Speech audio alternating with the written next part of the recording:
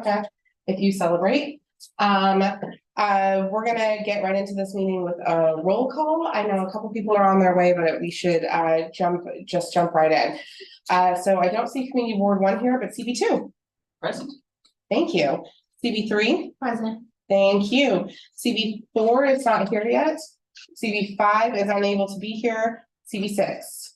Ooh, they had a late night meeting last night, which I was there for. They should be here soon. CB7 here. Thank you so much, Beverly. CB8 here. Thank you, Russell. CB9 here. Uptown coming strong. CB10 is not here yet, but I will keep the lookout on the Zoom too. CB11. Oh, funny that Xavier's not here, but CB12. Here. Great. Okay, we do have a quorum, so we're gonna move right ahead. Do I have an adoption of the December 14th Borough Board meeting agenda with one small change? Because, and you may have heard me explain this to a few folks, our first item on the agenda is a zoning text amendment for the special 125th Street. This is an item that would only be eligible to be voted on by 5 individuals at Borough Board: Manhattan Community Board 10, Manhattan Community Board 11, Councilmember Kristen Richardson Jordan's office, and Councilmember Diana Ayala's office, and the VP. Because of some timing of this meeting plus the hearing of this issue, CB11 has heard on it in committee, but they haven't brought it to the full board yet. And CB10 really I think that they had more time to vote on this completely, so it has not come out of committee. After some discussion, I'm going to suggest to the VP when he arrives here that we should postpone this vote on this. We'll still hold the hearing today and I thank Councilmember Richardson Jordan's office for being here, and I believe we had confirmation that Councilmember Ayala's office will also be here as well. But just to give the boards their time to do this, I'm going to call a special meeting with those voting members of Borough Board as soon as they finish up their process, so that we can give them the opportunity to vote on this fully. So with that, I'm just going to say that we would change this to a public hearing and a presentation on the zoning text amendment, but we won't have a vote on this. With that change, is there a motion to adopt the agenda? Thank you. Is there a second? Second. Thank you. All in favor? Aye. Any opposed or abstentions? Great, then the agenda is adopted. Moving on, do we have approval of the November 16th Borough Board meeting minutes? Thank you. Is there a second? Thank you. All in favor? Aye. Any opposed or abstentions? Great, okay. So we're gonna move right along here. But Eric, do you mind just texting Marquise? Oh, I don't see Xavier. He is delayed. So everybody's getting there. The trains are a mess, but I just want to make sure, because I did think that CB10 was going to be here, and I want to make sure that we're getting everybody there. Okay.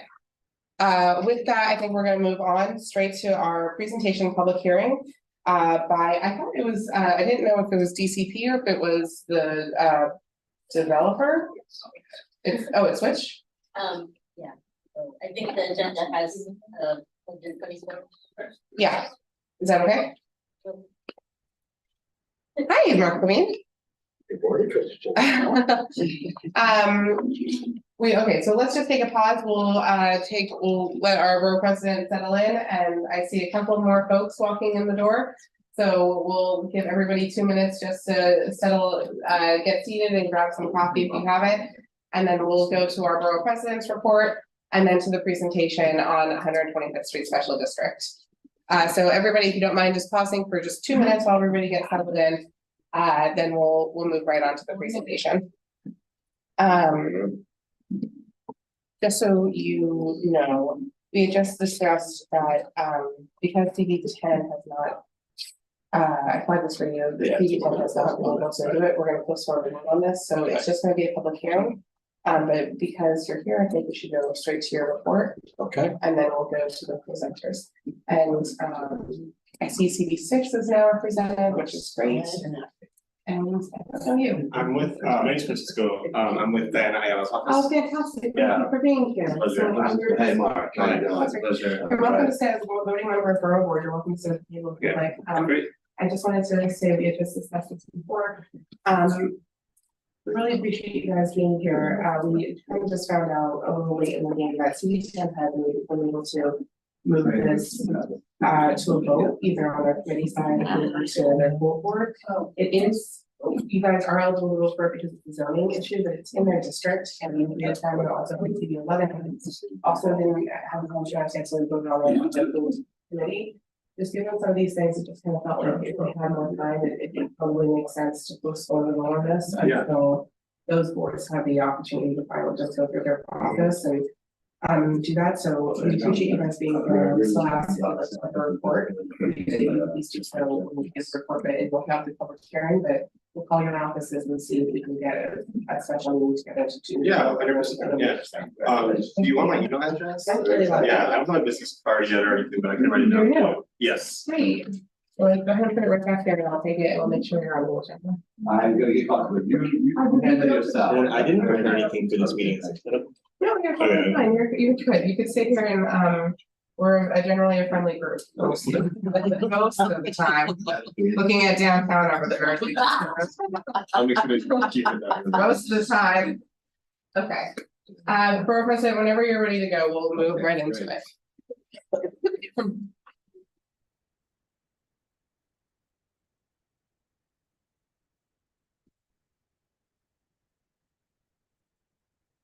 Okay.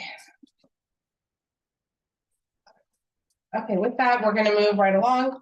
Our borough president arrived just right at the right time. So we're gonna go to the borough president's report, noting that CD6 is also represented. And Danny, you can fill out the table, please. Okay, well, welcome everybody to Borough Board. Happy early holidays for some of us. Happy mid-holidays, Chag Sameach, if you're celebrating Hanukkah. Great to see that we have 4 new board chairs. It's incredible. Applaud them all. Sandra, welcome to the table. Great to have you here. Andrea, welcome and congratulations. Jessica is Right here, yeah. not yet here, and there's one more, no? Yeah. Valerie is not yet here either. Next, She's on the. She's on the Zoom. She's on Zoom. and she'll be. Hi, here. Chair Valerie Mason. Chair-elect, I should say. Anyway, very excited for all this new leadership. We saw a lot of you over Thanksgiving when we distributed 2,000 turkeys and 10,000 meals. It was amazing. Community boards were great partners in that. We're really grateful. We've also been seeing a lot of you at our trainings. We had every single board, over 50 members, come to our session with the Office of Cannabis Management. And we totaled it up. We've done now 900 trainings throughout 2023. And excuse me, not 900 trainings, 9 trainings. Oh, boy, it's gonna be very tiring. 9 trainings, my poor staff, with 400 attendees. That's all you.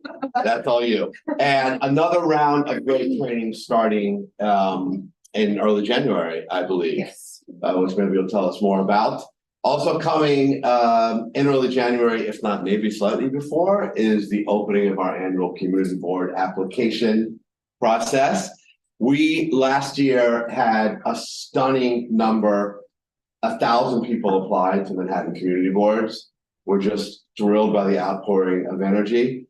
And some of you may be up again, but also help us get the word out, because it's just been great to see the new energy, the diversity of the applicants, people applying who maybe even didn't know what a board was a few years ago. We're really trying to expand the reach of leaders. And so stay tuned and help us on that, please.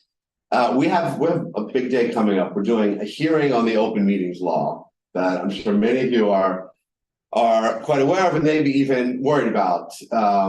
It's just been a roller coaster since the pandemic. We have been in a fairly stable state now for, I guess, about 1.5 years, where hybrid meetings have been permitted.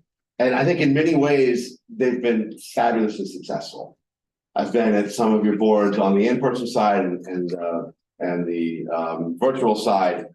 And it's allowed people to participate in boards that maybe they have childcare issues, they have difficult work schedules, maybe they have physical or medical limitations, and just wouldn't have been part of the meeting if it hadn't been for an online option. But it is great also to have people in person. Some people love that, and there's certainly, it's great to have the dialogue in person. There's been some issues. It's actually not easy to run a hybrid meeting. Just the staffing and the technical demands are not trivial, at least to do it well, so that everybody can hear each other and see each other. And I think we still have more work on that, on capacity building, on adequate staffing, which you do need more of, for sure. And there's some challenges with getting quorum and legal ambiguities. But all of it could be totally upturned in June when this current regime is set to expire. So today, starting at 11, we have a chance for you to weigh in, for your colleagues to weigh in, for Manhattanites to weigh in on this. And it's really important that you all get on record on that. Something else happening today. For those of you who are in one of the, I'd say boards 1 to 6, we have a rally against the closing of Beth Israel Hospital. And I mean, this is really a borough-wide issue, but definitely the lower half of the borough. We've just been hemorrhaging hospitals downtown for decades. The loss of St. Vincent being one of the most painful cases.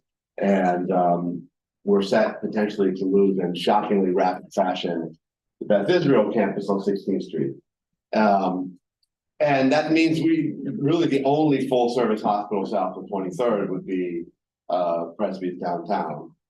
And there's just no replacement for having an emergency department with inpatient beds on top. And in the absence of that, the 2 nearest hospitals, which are NYU and Bellevue, are going to be inundated. And Bellevue in particular is already inundated. And their physical structures need upgrading as is. And so we're raising the alarm about this, about what the loss of beds means downtown. We're upset about how quickly the process is rolling out. There's some departments of Beth Israel being closed this week, I think. And what it'll mean for surrounding hospitals, what it will mean for that campus, which we don't know what will replace the property, and if it's housing, we certainly want there to be affordable housing as part of that project. So many questions that I and others will be speaking out about today. Finally, on the topic of housing, which I'm very passionate about, a couple good pieces of news. One, I was really thrilled with how CBA handled the rezoning on East 94th Street, which, so kudos to you, Mr. Chair, and to the incoming chair. This is a former manufacturing area. People are always surprised when they hear we have manufacturing areas in Manhattan. Well, we haven't rezoned since 1961, so that's why. This is the old brewery district. People are also surprised that we have a brewery, or used to have a brewery district in Manhattan. Don't worry, we're not shutting down any active breweries. They closed in the 60s, but we're allowing conversion to residential, which would unlock 450 units approximately. The board did a great job on this, and we sent a very strong message. We approved that in 4 days because it was part of our housing plan. We're sending the message that we need housing. We were really glad with that project when the message is sent. One more in CB10, where the old Lincoln Correctional Facility on 110th Street, it's no longer a correctional facility. It closed for that purpose in 2019, now being used on a temporary basis to house migrants.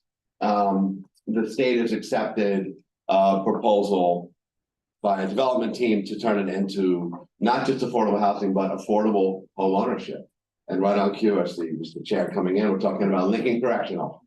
I'm so excited that we have an opportunity for affordable home ownership coming in Harlem. There are questions about the income targets. We want to make sure that these are affordable to people in the neighborhood. Those details have yet to be determined, but I'm certainly fighting to make sure that they're truly affordable. But I love the fact that we're doing this on 110th Street. And the symbolism of taking an abandoned jail essentially. And turning it into homes for 100+ families. The kind of thing we need all over the borough. So it's great news there too. I'm gonna pause. Thank you guys. Looking forward to a big day of meetings here in the office. Back to you, Tricia. Thank you so much, Vicky. All right.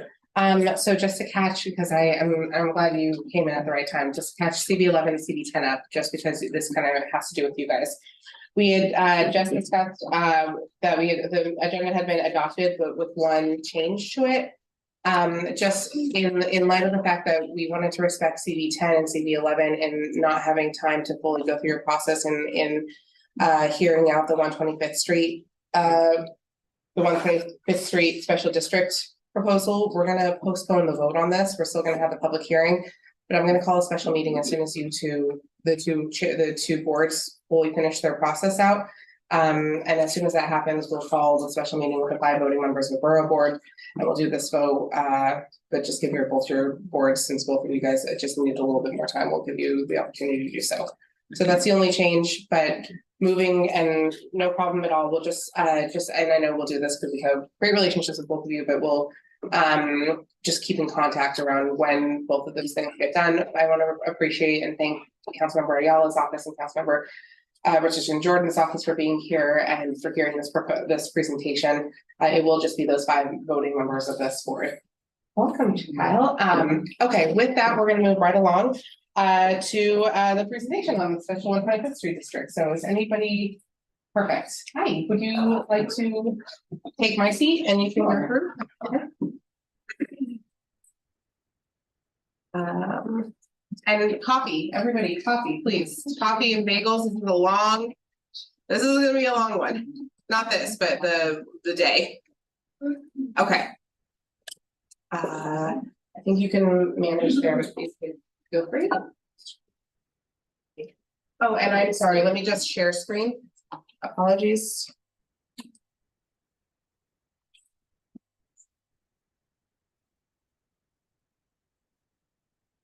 Screen. Yeah.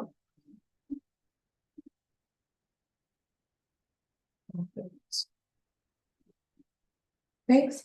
You should be sharing screen now. Yeah, of course.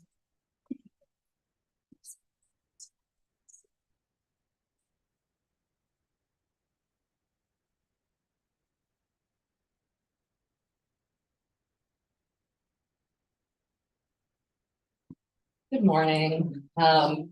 I'm Ali Carreri of Greenberg Charg LLP, the land use representative of the applicant.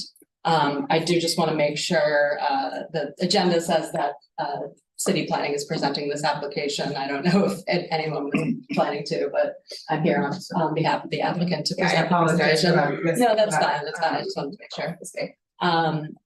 This is an application to modify parking regulations for three R6A districts in the special 125th Street district. It would facilitate development of a 7-story residential building with 33 dwelling units. That's as of right in all respects, except that it would not provide 17 off-street parking spaces required by current zoning regulations. So the development site shown here in red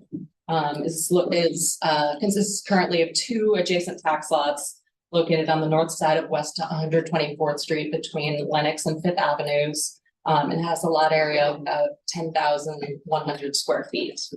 Both of the tax lots are currently vacant. Under the existing R6A zoning regulations, parking spaces equal to 50% of the residential units are required to be provided in new residential developments, which would require provision of 17 parking spaces for the 33 proposed units. The property is in a very transit-rich area. We think that the 50% parking requirement is out of step with the transit availability and expected rate of vehicle ownership for residents of a rental building in this location. So we're proposing a zoning text amendment that would allow the development to qualify for a waiver of parking requirements. So the proposed zoning text, sorry, I scrolled a bit too far. It would apply to all R6A districts within the special district. There are only 3. They're shown on this screen. All three of them are located between 120 and 126th streets, between Lenox Avenue to the west and Park Avenue to the east. The reason we're at the Borough Board here today is because the development site itself is located in Community Board 10, but a portion of the R6A district in which the site is located, as well as an additional R6A district along 126th Street is located in Community Board 11. In the development site's R6A district, which is directly across from Marcus Garvey Park, the existing buildings are mostly pre-war walk-ups with a few larger elevator residential buildings and some community facility buildings, including the Harlem Library immediately adjacent to the development site. And the two other R6A districts along the south side of 126th Street are more consistently improved with pre-war 3-story walk-up buildings. These R6A districts were established, they were mapped when the special district was created in 2008. And the development site's R6A district along 124th was previously in an R7-2 zoning district, and the two R6A districts on 126th were commercial districts with an R7-2 equivalent. The rezoning remapped those districts as R6A to make them contextual districts, to preserve and to build character of those districts. And we think, based on reviewing the resolution for the rezoning and discussions with city planning, we think an unintended impact of that rezoning was slightly changing the parking regulations that are applicable in these districts. The R7A and R6A, as I'll discuss later, have the same basic requirement of 50% parking requirements, but the R7-2 has the availability of waivers for certain sites of certain sizes with a certain small number of parking spaces required that would allow certain waivers, which are no longer available in the R6 under the R6A mapping. The development site and surrounding area are in the Manhattan Transit Zone and are very well served by transit.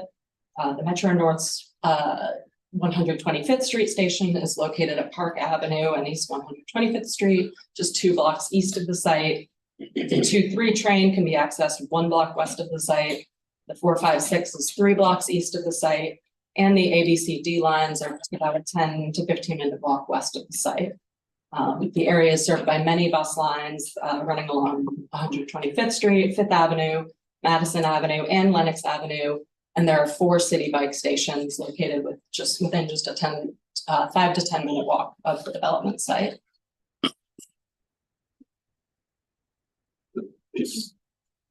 The owner is proposing to build a new 7-story, 70-foot residential building with a little over 30,000 square feet of residential floor area and 33 rental dwelling units. The building would comply in all respects with as-of-right bulk requirements in the R6A district, including permitted maximum building height, maximum base height and required setback, yards, and lot coverage. We understand that the Department of City Planning Zoning for Housing Opportunity text amendments will propose to remove parking mandates for new housing citywide. The text hasn't been released yet, but that's indicated in scoping documents. While that proposal will obviously go through the public review process, and we don't know what the ultimate outcome will be, we think this is a particularly appropriate site for an action that would effectively eliminate the parking requirement for this relatively small project. This is an elevation facing the building on West 124th Street. It would have a consistent street wall and would set back and provide a smaller 7th story at the top of the building. So this is our proposed text amendment. The existing regulations for accessory residential parking are in ZR section 97511. So it's everything that's not underlined in this slide is the existing regulations. They're pretty simple. They basically say you need to comply with the underlying parking requirements. So in this case, the parking requirements for generally required for R6A districts. And our proposed amendment underlined says that for developments within R6A districts, within the special district, the off-street parking regulations of an R7-2 district, the district that these R6A districts were previously mapped as, shall apply instead. So the effect of this is not to, rezone these districts to an R7-2, but simply to apply the parking regulations of the R7-2 district in the R6A, these three R6A districts within the special district. So the way this works for our project and the reason we're pursuing it is shown here. As I mentioned before, both districts have the same basic parking requirement that 50%, the number of spaces equal to 50% of the total dwelling units to be provided for the project.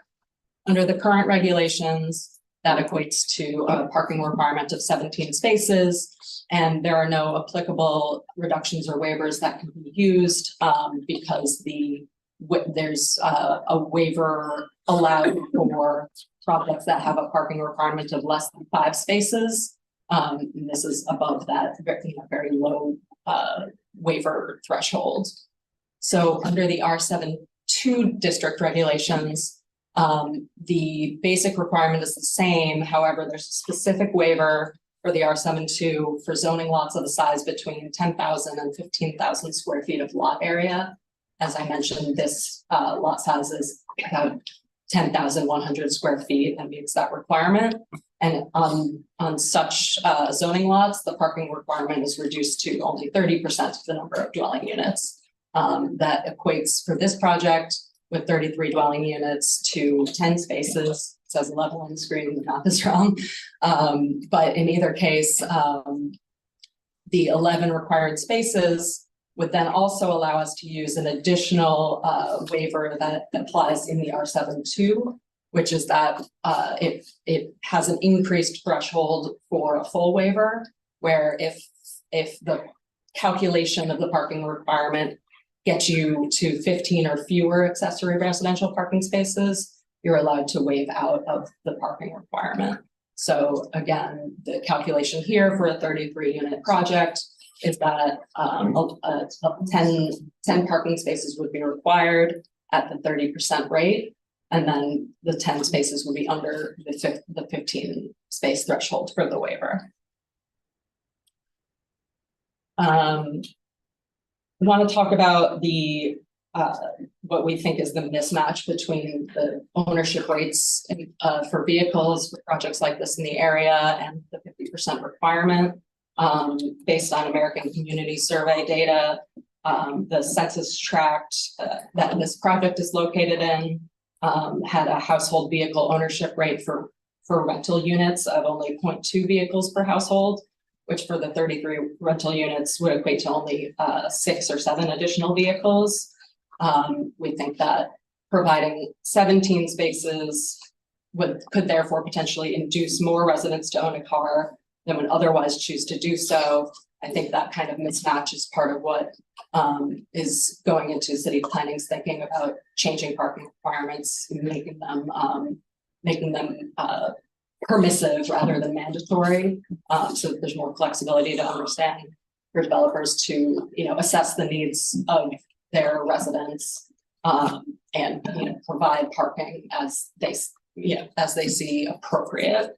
The providing more parking spaces than we think residents are likely to own, we think is counter to city goals of reducing vehicle congestion and emissions, particularly in areas as well served by public transit as this is.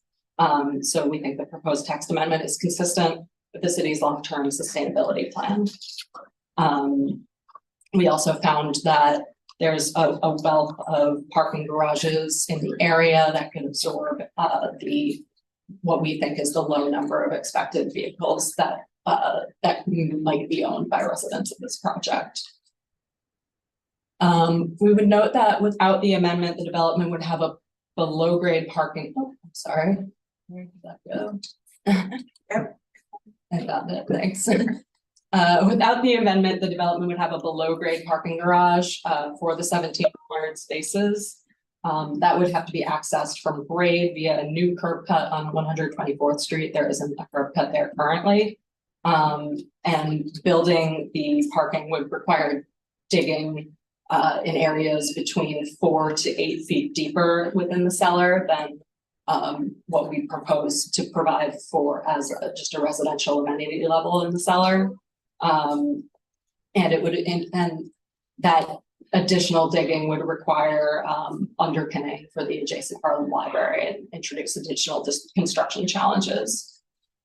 So we note that in addition to being right next to the Harlem Library, the site is on a block with a number of community institutions, including Harlem Village Academies High, just two doors down from the site, a preschool on the eastern corner of the block, and 2 churches further west along the block. In addition, the site is, as I mentioned, directly across from Marcus Garvey Park. And in particular, these images are taken directly across from the site.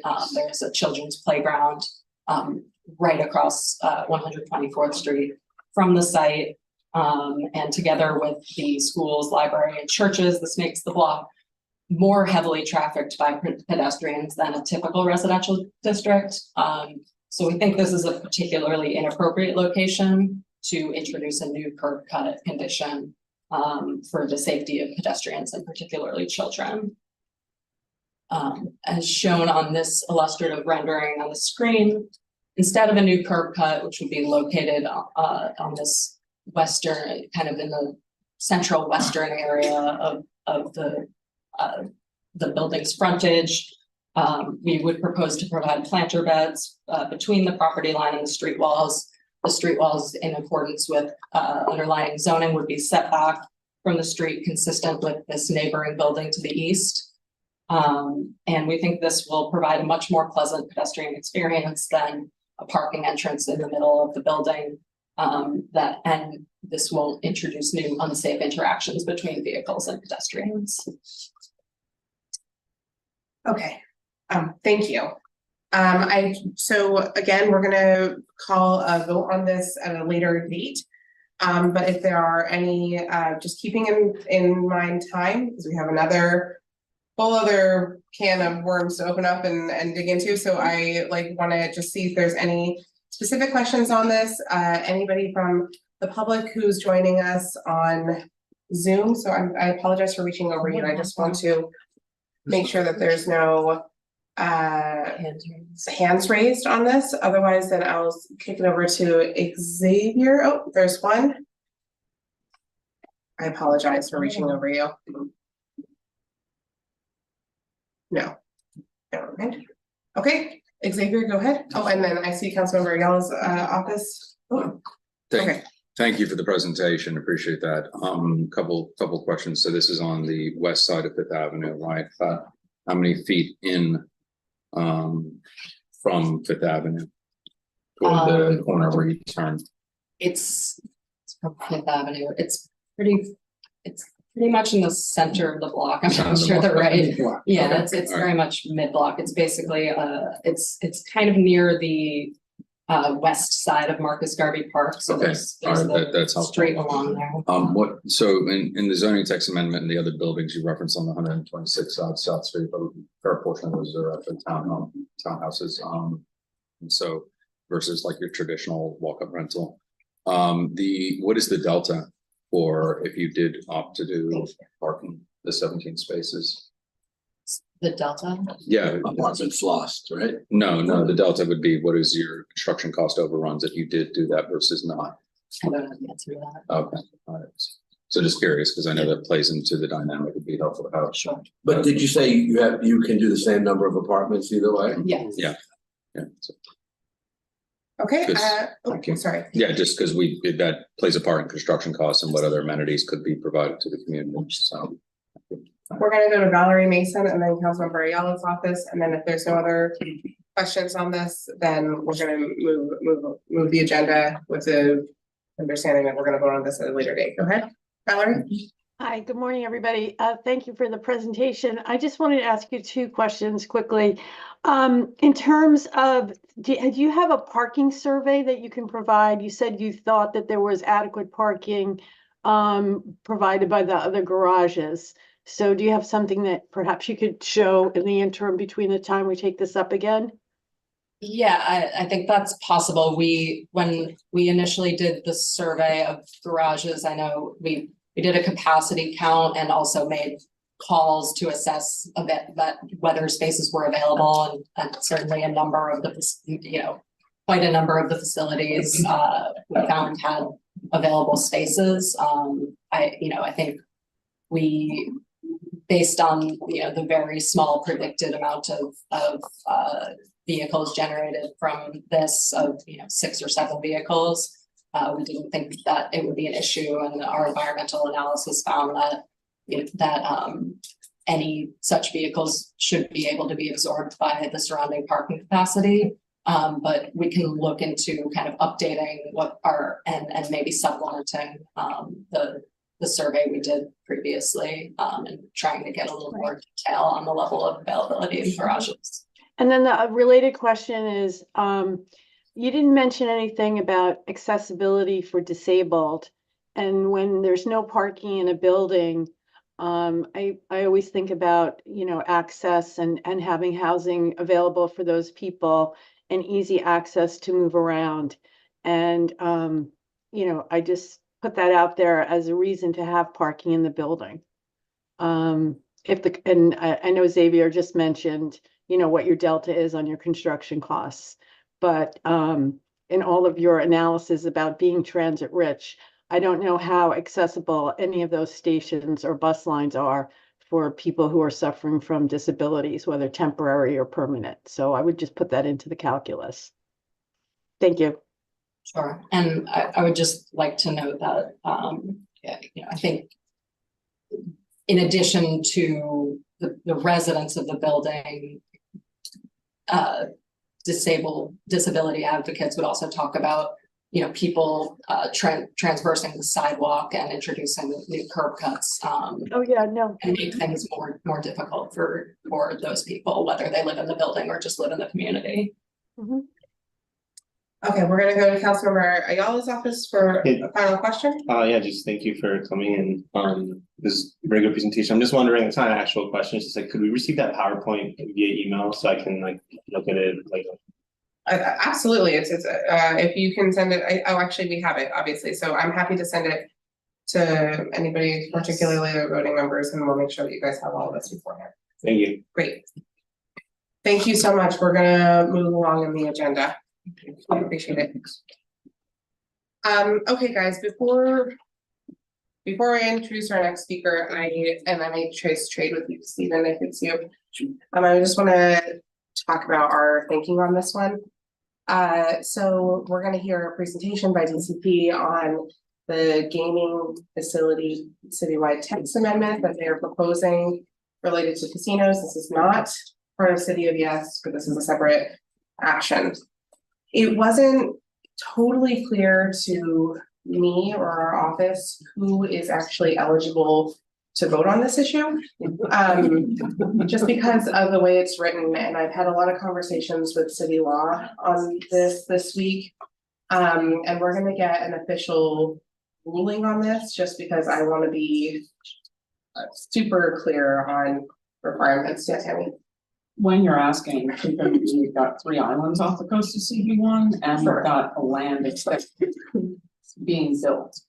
So for us, it's not necessarily about the bulk of the tip of Manhattan, it's how it applies to Governors, how it might apply to Ellis or Liberty, although Sure. that sounds like people would look at me and say that's crazy. You never know. And then we have land extension being built on the east side for resiliency. And I have seen plans going back years ago that had, with the removal of the FDR Drive, and CB3 probably knows this as well, potential for development sites along that path. So for those reasons, I'd like to ensure when you're going and having that conversation that we're not looking in the as-built today, but the potential for openings and where that may go. Absolutely. So we've been having conversations about this, and I really don't feel great about, I wanted to have a clear answer for you all by this meeting, but I don't yet. we're gonna get a ruling and I'm gonna get something in writing so that I can feel 100% confident, but the way that this is gonna run is that we're gonna have the presentation today. This is just the presentation and the public hearing portion. Between now and our next board meeting, I will get some sort of ruling, which I will share with everybody on who actually is eligible. The real question is, I think it's it kind of goes back to either everybody votes on it because it's a citywide text amendment, or only community boards 4, 5, 6, and the council members all vote on this because those are the proposals that are in the borough. But I just would feel better about it. I'm not a lawyer, and I feel better about it when we have it all. And I know you mentioned it last night, Kyle. Yeah, I was gonna say, 4, 5, and 6, we actually talked offline, about this, so I can share more. Okay. What we discussed. And we should also talk offline. Yeah. So here's we're gonna pass it over to DCP for their presentation. We're gonna definitely not vote on this until next month. We will share with everybody who ultimately where that lands. I wanna just keep everybody aware that although I never like to limit borough board, I am going to limit borough board because at 11 o'clock, we are absolutely starting our public hearing on open meetings law, and we still have another presenter after this. So if we're running short on time, I'm gonna actually look to the chairs to either shorten or just send over their reports, and I will share it with everybody, but I need to finish this meeting up by 11 so that we can start the next one, which I know I would like actually all of you to participate in if possible. So that's kind of the game plan. I just want everybody to kind of know what our thinking is on this, where there are still some outlying questions. And with that, I'm gonna pass it over to DCP, and you guys can sit over here. Perfect. Yay. And if you hover over the circle thing at the bottom, the Google PowerPoint, it should be shared there. And you can share screen though first before you. And I just wanted to start off by just saying good morning. And I know you've got a lot on your agenda, but thank you so much for having us and to talk about the gaming facility text amendment. I'm Eric Botsford. I'm the director of the Manhattan office here at City Planning. And Steve Johnson, my colleague, is here to present the proposal to you today. So thank you very much for having us. I hope, I'm sorry, I'm just gonna fix this really quick. I hope everybody can see gaming facility text amendment. Okay. All right, thank you. My name is Stephen Johnson. I'm with the Department of City Planning. I'm here to present the gaming facility text amendment to you. Let me start off by saying I tweaked my back this morning, so if I look awkward or I grimace, there's nothing to do with you guys. I'm just a little bit uncomfortable right now. I was in community board 4 last night, and they grilled me. Maybe they caught me have some sort of physical. But anyway, so what we're proposing is a citywide text amendment. Stephen, actually, if you don't mind, I want to just zoom in for you. Yeah. No, this is a citywide zoning text amendment. What we're proposing is allowing gaming facilities as a permitted use in commercial districts C4, 5, 6, 7, and 8, and M1, 2, and 3 manufacturing districts, not in any residential districts. So you can just scroll down. Excellent, thank you. So what is a gaming facility? So a gaming facility as defined by the state, this in some ways is as I'll go through the presentation, you'll find out how this is kind of a state-led driven project. So the state defines a gaming facility as the premises approved under a state gaming license, which includes a gaming area and any other non-gaming structure related to the gaming use. And that includes things like hotels, parking, restaurants, and other amenities. So a gaming facility is a broader term. It's not just a casino. It could just be a casino, or it could just be a racetrack, but it's also all the associated uses. So currently, gaming facilities, as well as casinos and racetracks, are not permitted in New York City. They're not a permitted use anywhere. So part of what this text amendment is doing is making it a use group 8, putting it into use group 8, and defining it along the lines that the state is defining it in order to facilitate their proposal for these 3 licenses that I'll get to in a minute. So this text amendment would facilitate the development and operation of up to 3 gaming facilities in New York City as approved and licensed through a recent state-defined process. And the proposed text would deem the gaming facility allowed under the zoning resolution. So, there we go. So, this text amendment is the result of a January 2023 announcement by the state to solicit proposals for up to 3 gaming facilities. This is the document. You can get it on their website. You should go to the state's website, the Gaming Commission website. They have all the information there. They have answers to questions. They have all the background information on how they're proposing this new siting and review process. So this entire process was kicked off in 2013 when there was a statewide referendum that the New York State voters approved for 7 gaming facilities. Subsequent to that, 4 have been built upstate, and there's 3 remaining licenses. So at the beginning of the year, the Gaming Facility Location Board, which was created by this Gaming Commission, made this announcement to put these suggested to operate and develop up to 3 in the downstate region, which includes New York City, Long Island, Putnam, Westchester, and Rockland County. Now, they established a new siting and review process to review these applications.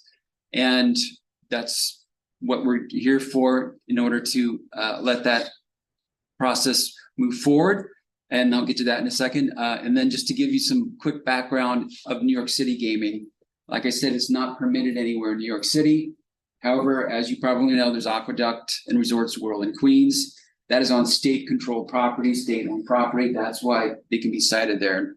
Aqueduct has been there, I want to say 100 years, but they've been there for a very long time. We used to have off-track betting facilities. Those went bankrupt in 2010. So there's no other facilities here. So this is a map, a New York State map of the Gaming Commission areas that they control. As you can see, they have a number of facilities around the state, including something they call Indian gaming. There's 7 of those facilities. But just to highlight our region, in the middle there, you can see orange one and a purple one. That's Aqueduct and Resorts World. Number 2 is the Belmont Racetrack in Elmont, and Suffolk, number 1, the red or pinkish one. That's a gaming facility or casino out in Suffolk. And 5 is Yonkers. They have their own gaming facility outside of the city. So there's other areas downstate they're going to be proposing gaming facilities to. Okay, so what they're doing. There we go. So the state established this process, and just to stay right off the bat, the state established this process, and in order for us to give New York City the option of considering a gaming facility, that's the purpose of this text amendment. It doesn't approve any gaming facility. It just gives anywhere that's gaming facilities proposed that the community where it's proposed can consider the option of whether or not they want the gaming facilities. So part of the review process is they established the Community Advisory Committee, which was created to review these applications. So what they do is they have 6 members in the CAC, which the governor, the mayor, your local senator, your local assembly member, your BP, and your local council member are representatives. And they'll have meetings once these applications, these gaming proposals are public, are submitted. And then those will be subject to open meetings, public review, public hearings, and the CAC will then vote on those applications. Now, in order for that proposal to move forward, it has to be approved by the CAC. If it's not approved by the CAC, then it doesn't go on to the Gaming Facilities Location Board to review the application. So I'll get to a map pretty soon. There's currently 9 proposals in New York City. If each community approves those, then those 9 go to the Gaming Facilities Location Board, and then they have to pick the 3 in addition to the ones in Long Island and up in downstate. The CACs, if none of them are approved by the CACs, then they don't get any in New York City. And that's even if the citywide text amendment is approved. So this text amendment is only to enable the consideration of these applications. So if it's approved by the CAC, the Gaming Facility Location Board reviews applications and they look at 4 general criteria: economic activity, local siting impacts, including environmental impacts, workforce enhancement, and diversity framework. So I also wanted to get the commission, New York State Gaming Commission person's name, email, and phone number. So if you have any state questions, it's a little bit difficult for the city because the state should really be out doing some of this outreach. But this is our text amendment. And when I'm able to questions particular to the state process and what the state is proposing, you can send those directly to the state with that number. Okay, so the text amendment. So the purpose of the text amendment is to facilitate the state's current casino proposal, which was enacted by the state legislature in 2022 and described in that document that I showed you. And to do this, we are proposing to add the gaming facility use, which is in use group 8, which is typically related to entertainment uses, into the ZR for the first time. So gaming facilities would be permitted for these 3 licenses. So the text amendment would be allowed New York City to be considered as a possible location. It's only in those commercial districts listed there, C4 through C8, M1, M2, M3. It shall be limited to those operating under a gaming license issued by the New York State Gaming Commission pursuant to that section. It's important to note it's only related to these 3 licenses. So if those 3 licenses go somewhere else, this text amendment is not valid for any other license in the future. If 10 years from now, someone says, I want to put a gaming facility in Staten Island, they can't do it because this text amendment is only for these 3 particular licenses. So it narrows everything down to these 3 licenses. So it wouldn't apply to future licenses? That's right. The state granted new licenses? That's right. So they would have, if they went through the state referendum process and they got 20 million new licenses, 20 licenses, whatever, we would have, if New York City wanted to consider that, we would have to write a new text amendment. And there's no way it would be a full new text amendment subject to you, or it would not be any kind of minor mod, my favorite words these days, or any small adjustment. It would have to be a new text amendment. This text amendment is tied to these 3. And also, we're following the 3rd bullet. You can see we're following what the state has put in for a gaming facility and the related uses. Typically, we see these places with hotels, parking, related facilities. There's I think one project has like a small museum, one has a small convention center, one has a smaller museum, I think. So the other issue is if it gets all the way through the process, so the CAC reviews the gaming facility, reviews the envelope, the height, the parking, the bulk, all the details, and then it gets approved by the CAC, then it goes to the Gaming Facilities Location Board, and they approve it and get a license, then it shall be deemed to be satisfied with all the applicable regulations in the zoning resolution. So the department is using this as a way to establish this as a type of public review process for these applications.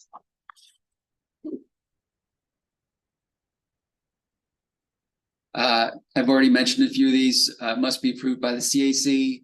It must be compliant with local zoning regulations, and the text amendment does not apply to any future modifications. So, for example, if a CAC approves the gaming facility, the gaming facilities location board approves it, and the gaming commission gives them the license by 2025.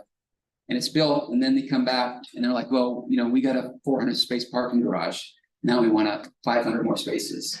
They just don't get it. They have to come back to city planning because it's a mod, it's a modification. They're changing their development, their approved site plan. So it has to come back. So they can't make any future modifications on a whim as to what they want to add or change about the project. Can I just ask what it says, gaming facility must be compliant with local zoning regulations? What does that mean? So, okay, so there's 2 issues to that. The first issue is the text that we're proposing says that any gaming facility that is approved by a CAC, which reviews the building size, the bulk, the uses, any other amenities, if it's approved by the CAC, and then the gaming facilities location board approved it and it's selected for one license, then it meets the zoning regulations. Even if it doesn't technically meet all the typical zoning regulations in there, but it's been reviewed by the CAC. And that's how it meets the ZR. And is there any role for city planning? So the mayor has a seat on the gaming facilities location, this community advisory committee. And we're going out, we're providing advice. If the citywide text amendment passes, we would be then participating in the process, giving advice. We're already thinking about how we can do some outreach with design issues, etc. And I think one of the things that also people will be aware of is, for example, they have, wherever these facilities are proposed, they have an existing zoning, right? So even though they may be approved, I think everybody in that community will be reviewing that application in relationship to the existing zoning, right? So if you're in Coney Island and say Coney Island has a 70-foot height limit where the buildings, where the gaming facilities proposed, and they're proposing a 900-foot tall building, I mean, no one's gonna approve that. But they might approve it if it's 100 feet. If the CAC says, well, actually, it's fine if it goes up 30 more feet. They might not. But that's how they can say, that's how they're getting to say that it is permissible under the zoning resolution. But sorry, just to be clear, I mean, it sounds like what you're saying is not the facility must be compliant with local zoning regulations, but the facility would automatically be compliant with zoning regulations. So Yeah. It's two things. Yeah. But then my other question about the last bullet is when you say that they would still go back to have to get approval for future modifications. If this were to go through, you're only talking about CAC approval. You're not talking about like DCP approval or. No, we are. So this the zoning resolution is not thrown out. You can't make a modification you can't add, a third tower. You can't whatever your facility that is approved, that's your building, that's your envelope, that's how it is. I mean, if they're like, we want to change the gaming facility from the 5th floor to the 6th floor, I don't think that's we would consider that like a substantial compliance. It doesn't have any bearing on the development. But if they're like, we're going to change the height of a building from 200 feet to 1,000 feet, that completely changes the project. They can't do that. So then they would have to come back and get a modification. But so again, a modification from what's approved. From whom? The CAC. Right, it's just CAC. So, but it's compliant within the review process, the modification process has to have ability to review anything that comes forward in the future. So that would have to come back. Who's reviewing it? It sounds like you're saying only CAC. The CAC is reviewing it, the initial application approval. Who reviews the modification? As I said, CPC, Department of City Planning, they have to come to DCP and get approval. Okay, let's continue on because I don't want us to go too much Sure. back and forth in the middle of two questions. So here are the 9 facilities that are being proposed. You can see they're focused in Midtown Manhattan where the height limits are. 2 of those buildings are already built, so they're on sites that have already been developed. That's the Saks building and 1515 Broadway in Times Square. So those already have an established footprint, an established bulk and envelope. The one number 7 is out in Ferry Point Park Golf Course. I'm sorry, that's number 6. Number 7 is Willits, and number 8 is Aqueduct, and then number 9 is at Coney Island. Now, the one thing to mention here is that 6, 7, 9, and 1 all have actions outside of the zoning text amendment. So like I said, the Saks Fifth Avenue building is built. Their building, there's nothing they have to do outside of the zoning text amendment, which would deem their gaming proposal permissible. But those other 4 projects have actions necessary outside of the text amendment. And the obvious example is number 7. Well, it's in a park. There's no zoning district. And they need to go to the state for alienation of parkland. They need to map a zoning district. They need to change some roads that they don't control. So they have these other actions outside. So those projects are getting an actual ULURP review for those actions. So that's Coney Island, Willits, Ferry Point, which is, again, it's a park, and the number 1 Western Rail Yards, because they already have an approved site plan for the building and they have to change that. So that's in addition to this process, they have actions, and those have to go quickly through city planning. So just to summarize, it's a citywide zoning text amendment, C4 through C8, M1 to M3. It's only for these 3 licenses. They need a gaming commission approval via the gaming facility location board and the CAC, and that will be deemed satisfying all applicable regulations. And the text amendment only applies to the gaming facility license approved by the state in this previous process. And I'm happy to take any questions. Okay, yes, go ahead, Russell. And anybody I'm sorry, Russell, anybody who's joining us on Zoom, if you could just please raise your hand, we'll go back and forth. Go ahead, Russell. So is there anything preventing new proposals from being made? I understand that, you've listed the sort of 9 that are currently out there. So those are the only ones that have come to us, and they were asked to go to city plan to see if they needed any extra actions and to vet their project, generally vet the project to see what they're proposing. And these are, multi-million-dollar projects. So we have not, hypothetically, I guess somebody could come in and say, we want to do something, but each one of these developments have had to get a group together, a casino operator, a developer, and it's not something that could be done on the slide. And they've all actually done a bunch of outreach already. Each project has done outreach to these sites. Wait, but it's technically possible for new proposals to be made. It's technically possible, the gaming, so we haven't gotten the latest schedule from the state yet. But we've been told that they think that the application process is likely to start beginning first quarter of next year. And that's when the CAC process would start, and that's when they have to put in their $1 million for their application. Okay, and then just a follow-up question is basically, why is a citywide text amendment necessary? We've only got these 9 proposals, and it sounds like, understanding that there's no sort of certainty here, but the way that you're sort of framing it is that we're probably only looking at these 9, or I feel like that's sort of part of the reassurance that we're all sort of getting. But then if that's the case, why are we doing this on a citywide basis? Because we didn't know where the proposals were originally from. And it's just a way to make the use permitted wherever those districts are. It's just a standard procedure that we do. So we don't have the staffing or the time to go through ULURP for each of these projects. So this is the quickest way that we can efficiently and do these projects and get them out. So that's the way that we figured out we can do it to meet the state's timeline and schedule. All right. Well, I would just briefly observe, I don't see how it can be said that this doesn't affect the entire borough. If it's a citywide amendment and new proposals could come in tomorrow for any other location anywhere in the borough.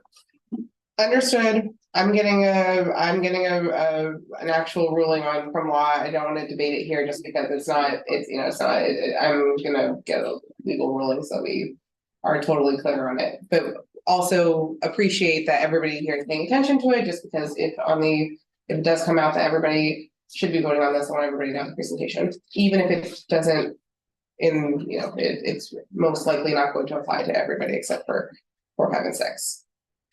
Other questions about the text amendment?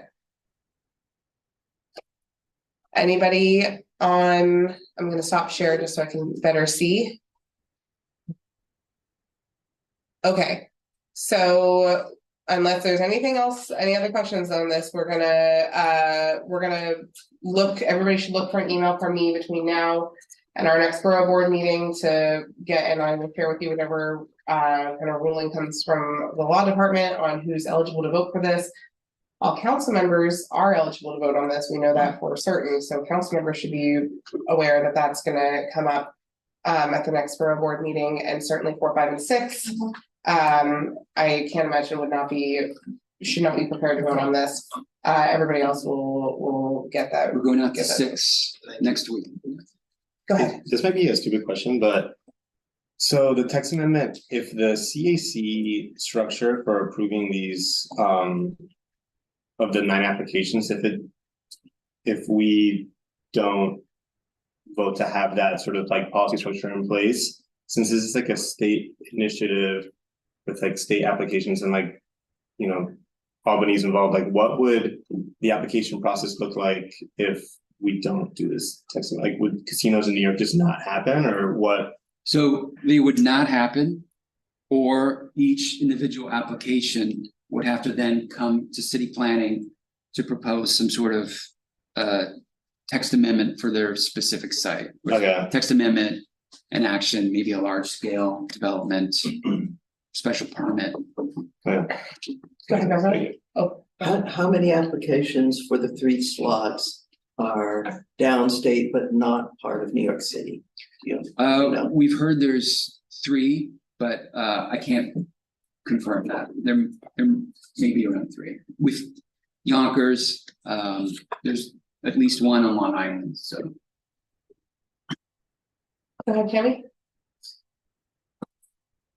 Once this is approved, if none of these applications end up potentially finally happening, that door is just left open for those slots then to be open for permanent for a casino in that area, correct?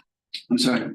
If the proposals, let's just say, all of them run out of money and none of them happen in New York City as allowed in wards 4, 5, and 6. But because the zoning text amendment is there, that means that opportunity is open forever for those boards.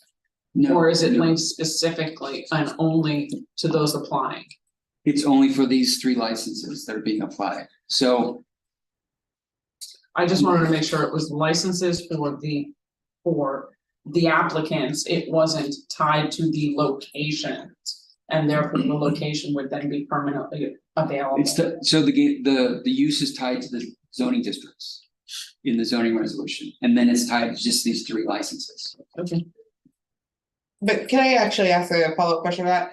I thought it was, I thought there was like a time, like there's an application period that's opened for this, so if, for instance, to Tammy's question, like if all of these proposals fall by the wayside, it's not like community boards 4, 5, and 6 are then open to like, it's a time period to this, so there's a closing of an application portal, so if in 5 years from now, another application comes through and they said, hey, like CB6 didn't go through, like you would have to do another text amendment to approve those, is that correct, or is that? For any new licenses. For any of the new, but let's just say like the Solo Via site doesn't get, like nothing happens there, but it was somehow that this text amendment was approved, would a new application 5 years from now have to go through the same process again, or would that just be open for them to take that license, to grab that license there? So the state has the 3 licenses that they're looking for those licenses, and they want to give up those licenses to get them some money. So once those licenses are gone, there's no other place to put these gaming facilities in New York City. So, and then if in the future, so hypothetically, if they give one to Yonkers, give one to Aqueduct, and they don't find a third, then that one license, we have to clarify with the state how that license is floating around. But the purpose for the state doing this is to do economic development, and they want to give the licenses out. So there are other. Well, I'll get clarification on what happens if those 3 licenses are not. So I guess that's, yeah, so so in the kind of scenario, so if Yonkers is approved and Aqueduct is, or those 2 are approved and you have 1 license and let's just say it goes to CB, it gets, like, it's gonna get awarded to the Solo Via site just out of randomly. And that site, and it falls through, whatever the development does not go through. And 3 years from now, somebody else says, I want that license.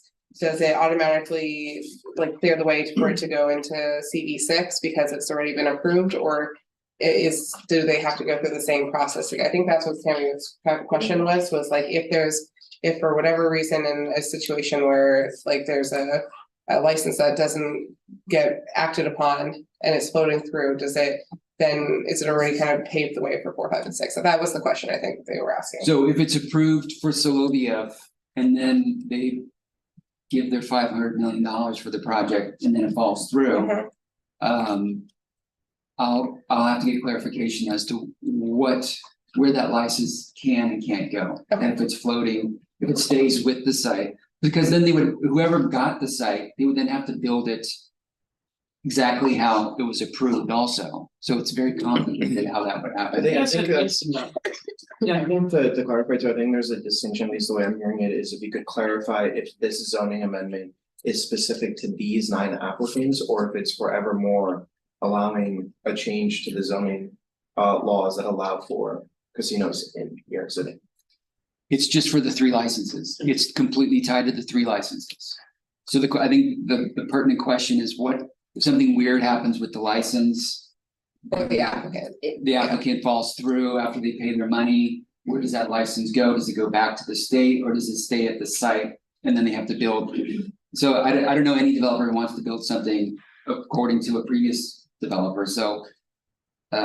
Yeah, I'll get clarification on But that. I think you make it simpler though, right? Because if we're talking about if the license is awarded and the deal falls through, what happens? And that's a complicated question that we can probably not answer to. But if the 3rd license is never awarded because the one that they want to award it to falls through before the official awarding happens, then it seems to me you've unambiguously got this 3rd license outstanding, and there's this like that could be theoretically awarded to some other downstate proposal years from now, and it's still one of these 3 licenses, right? So my understanding is it would then go to whatever. These are all good questions and hypothetical questions, but I think my understanding is that it would then go to probably Long Island, who's going to have a proposal. Because the Gaming Commission wants to give up these licenses. And that's why they're established this process. They don't want to get approval for the facility and then review an application, and then the community hates them and says you can't build it here. So that's why this whole process is started. So if there's no approval in New York City, then they're just like, okay, let's forget about New York City. We have other options here. But I will get clarification on the license issue. I just think there's an element to all of this where there's this sort of issue of like what's technically possible, which I think is what all of us are very concerned with what's sort of likely or what we're being told is, probably going to happen or what they want to do and whatever. And, that's a distinction that we deal with all the time and that, Yes. are candidly very skeptical about. So Sure. that's just sort of in the mix for all of us. Okay. Thanks, Russell. Yeah.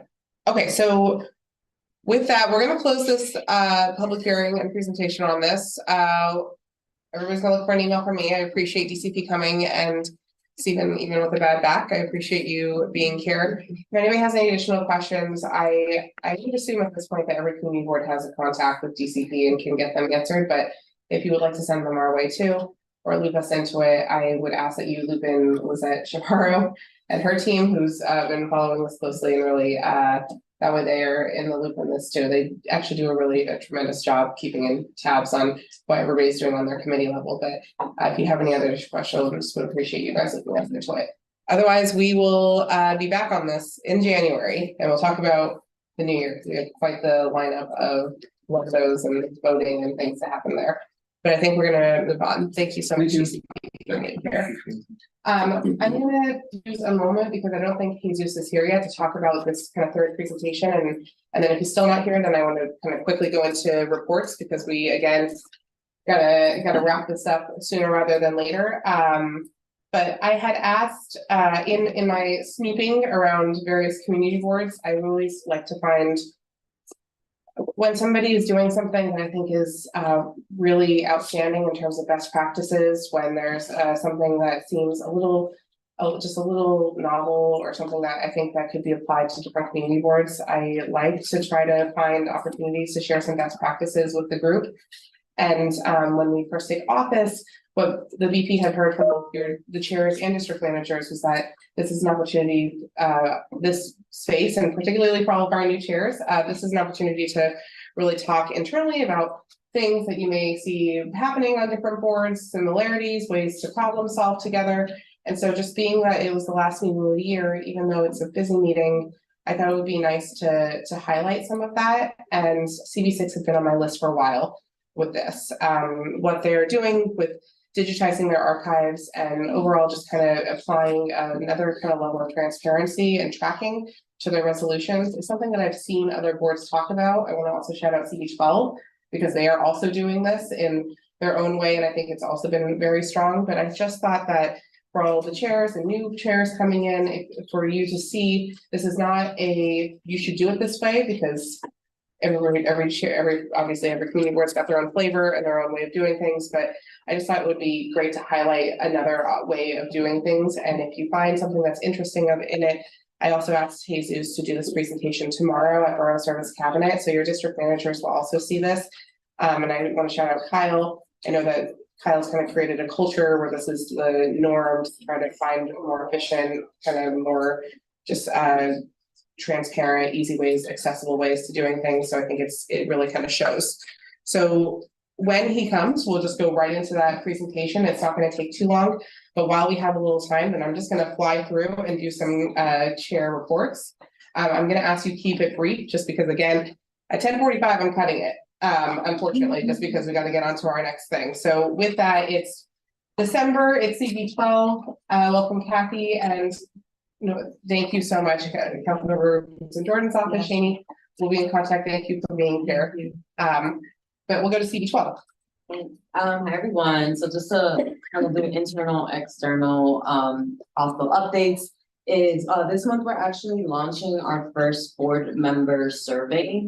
It's gonna be SurveyMonkey, and essentially for us, it's to be able to gauge board members' experiences, what their experience is as a full board member, but also on their committees and concrete feedback to be able to get their chairs.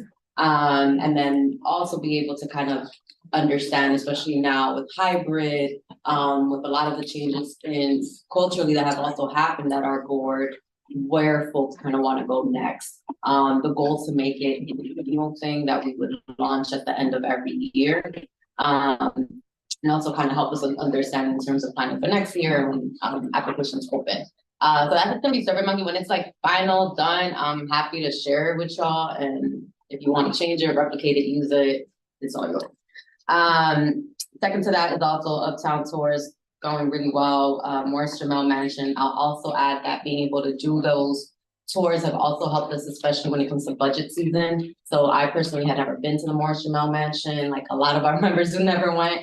And being able to understand a lot of the capital projects by witnessing it, seeing a lot of the issues around the dog runs that somebody wants to create across the street was also really helpful. So I would also say take that model if y'all like. In terms of right now and next season, in terms of external, I would say really for Q1 is development. It's crazy uptown. So we have the Radio Hotel on 181st Street. They came before us this year for a variance based on an in-district school who was moving in. That project fell through. We received notice of a continued hearing, which is really a brand new hearing for a new charter school that's an elementary school with pretty significant changes, I would say, to the streetscape too. So that's something we're going to schedule for January and February across 3 different committees. We also have received word of a massive, I'm not gonna say my thoughts, but like a massive project on Overlook Terrace, which is the A train station. Really gives the vibes of like a hospital or a university on a very narrow street. We're talking about almost 30 floors.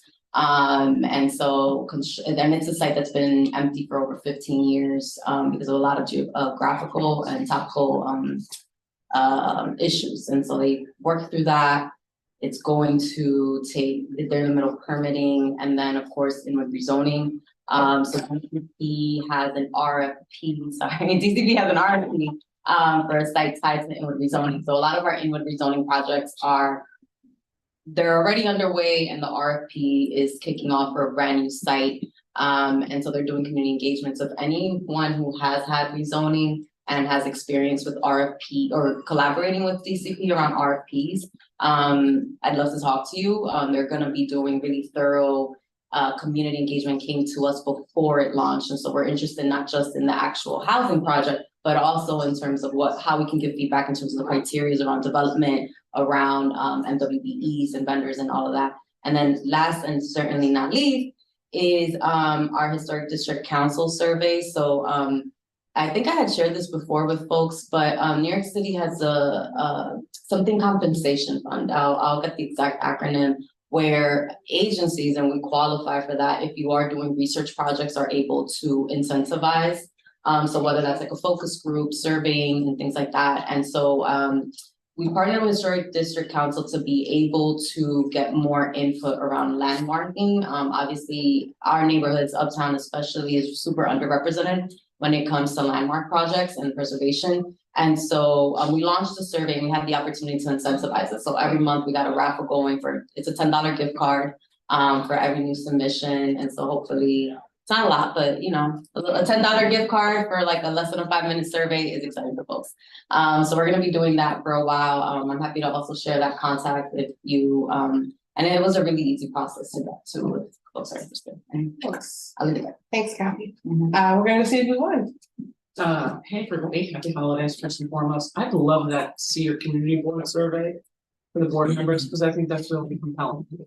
There has been a huge change in the type of people who apply, and their interest levels on the boards, I would say, since COVID, so that'd be really cool. Cannabis continues to be the bane of our existence. We had a meeting that ran till 12:45 in the morning, that was 12 applications. We had almost 50 people show up in our tiny room to object to one of them, not including the 24 people online specifically for just that one application. So it's really interesting. We passed a resolution basically after the cannabis OCM came and presented. We passed a resolution saying that we believe, and we would hope all of our electeds and community boards around us would go, the law says nothing about exclusive use. And in fact, the law on cannabis goes by education law, which does not then require exclusive use. In a mixed use environment in New York City, it is nigh impossible to find a school that is not in a mixed use building. We have some that were built early on, but we don't have a lot. And the argument that we hear on the other side from the pro cannabis, well, you know, you can toss peanuts out the window and find a school anywhere. It's hard to cite them. I get that, but we really don't want them next door or 100 feet from a pre-K to 8 school. We just don't. And whether that's in a mixed use or anything. So we passed a reso saying that we're going to follow the guidelines of the law, which does not require exclusive use. We also are very concerned because in a lot of our buildings, especially in the historic district, there is no ADA accessibility, and it was waived because they're landmark buildings. But the law for OCM says you must provide ADA accessibility. So we have one particular location that it's up 5 steps because it's in a historic building. The only ADA accessible access is through the residential condo, who is already filed complaints and everything. So it's a bit of a nightmare, I'm just gonna say. We would really like state electeds and other community boards to help. For resiliency, we have the Battery Park City Authority advancing to the 60% mark from 2023 into 2024, but we have not had one comprehensive design meeting done in Community Board 1 in all of 2023. We had a meeting in December of 2022 where they were showing us initial options before they went to 30%. just to get initial feedback, and then they never came back. They host their own public meetings. But the last one that I was at that was supposed to be super comprehensive had about 20 people in the room, including elected, and 20 online. So the outreach needs to be expanded, and I would love the borough president's help, perhaps in getting them to come and present at the community board and really do something a little bit more robust, and I can catch up on that. DHS is an interesting position right now. We have our third contact for Community Board 1 in less than 4 months. We received notification of a shelter, which I think I mentioned, but the notification was completely inaccurate. It was not our first shelter. We have many more than that, even another DHS shelter being built. We've not been able to get any updates on the shelter that's under construction because no one seems to know what's going on, which is really disconcerting. And the notification we got from the new shelter is directly across the street from a pre-K to 8 school, and it's a adult men's shelter. So no conversation, no nothing. We asked to be a part of a CAC, and they said, nope, we're gonna build it first and then we'll talk to you afterwards. So we'd love some intervention and help with that. That would be great. On a lighter note, we have the borough-based jails meetings in the last month, and we are hoping to get any and all of the boroughs that have a community board where a jail will be built should have a seat at that commission from either the not-for-profit or the community board. So the commissions have a voice from the local community to help make a more robust dialogue. It's a busy time, and I will say that I am super excited for this month's full board. We have an opportunity that we will never have again. We are honoring Joe Lerner, and Joe Lerner has been a community board member for 50 years. I say that straight out. I mean, he is one of the models that I would tell you is amazing for a community board member. He has served for public service, not only on our community board, but he has been a teacher. He has been a planner. He has rolled with the times. He is considerate, contemplative, and straightforward. So you know what you got. He listens to other people. He may come in the door with one opinion, but leave with another once he's listened to people at the table. And I could not be more grateful. So we will be honoring him this December 20th at our full board meeting. So with that positive thing, I want to say thank you to the partnership around this table. And I am going to host a potluck or a get together in Community Board 1 in January. And we hope that everybody would come. I promise I won't do it the night before. I'll bring cocktails. Okay, we're gonna keep on going. CD2. I think it's particularly appropriate that the borough president is hosting the public hearing because this is something, hybrid continues to plague us. We did, for the first time last month, we went back and did a traditional in-person only meeting. There was a lot of call for it. We used it as an opportunity to get feedback from the members of what they were looking for and ideas and the various sorts of things that the borough president is now interested in. And what I found interesting was that while we had a lot of people who were frustrated by hybrid and wanted to sort of go backwards, turns out we have just as many people who are really concerned about ideas of inclusion and diversity and the reality that hybrid, that brings people into the meeting. So the one thing that I walked away from it is the whole idea that something has to change. Either we need more support to keep going with the system that we've got, or we have some changes that I'll save until I provide my testimony. But we just need meetings that we know people can actually understand what's going on. Yeah. Our project 388 Hudson continues to move forward. We're developing a sort of a really positive flow of communication with HPD and DEP, which is really a good thing. And it's very positive to be able to share with the community updates as things go along and not feel like, we're kept in the dark. So just it keeps moving and it's great.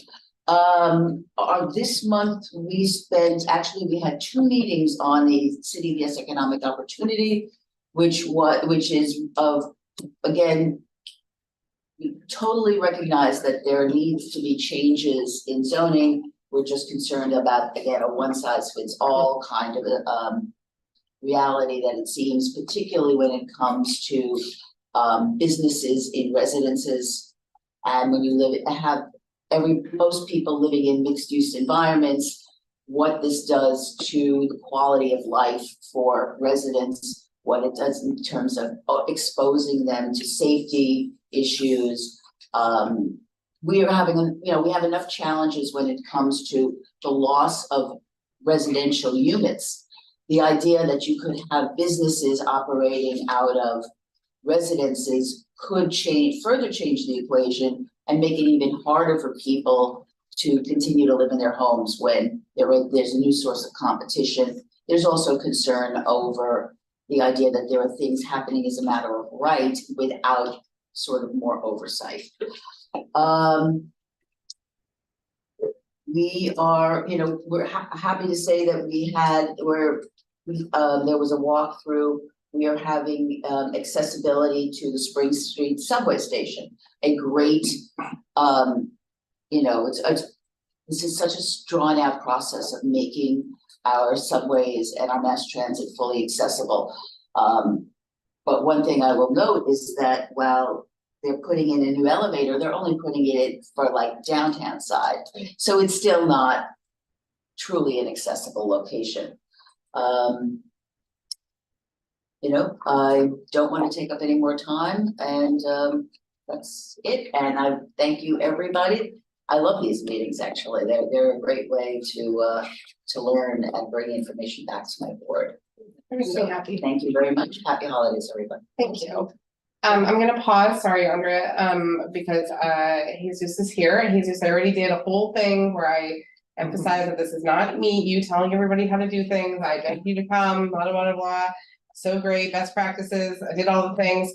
I only got a limited amount of time, so I'm kicking it right off to you. And I thought in case you wanted to talk about it on your website, I already got it up, so I'm gonna throw it over to you right now so we can go through it. Wonderful. Oh, sorry. Thank you. All right, thank you, everyone, for allowing me to have some of your precious time. I'll try to be as brief as possible. I'm Jesus Perez. I'm the district manager of Manhattan Community Board 6. Kyle Hyde is our illustrious chair. We here at CB6, really take pride in our website, which we redesigned several years ago using the pot of money that the city council gave us for operational purposes. It wasn't baseline, so we thought, we got this one shot, so we'll redesign our website. And part of doing that, we wanted to make sure that our website was not just nice to look at, but also very useful.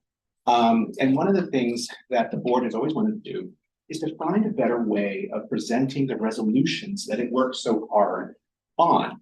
I remember, like, when I was interviewing for the district manager job, that was one of the things, the priorities that the hiring committee at CB6 emphasized to me. And when we were introduced to Airtape by Beta NYC, who's partners with the Manhattan Borough President's Office, I really saw the potential that platform could really have for community board in its work. So I'll get right to it. We have our resolutions right here, very plainly visible. Oops. Come on. Let's see. There we go. That's my CB6 mouse. There we go. Come on, there we go. There we go. We have our resolutions plainly visible. I will say not all community boards do. In preparation for this presentation, I went looking at all the other boards' websites in Manhattan, and there were 4 of them which I could not really find easily. It took me a few minutes of searching, and it shouldn't be that difficult to find these things. And there were 2 other boards that I just couldn't find their resolutions at all. Maybe they're there, but maybe I don't have the secret code or something, but I couldn't find them. So we wanted to make them front and center, so they're right when you come to our website. When you click on resolutions, a little pop-up will open and you just put open tracker. Come on.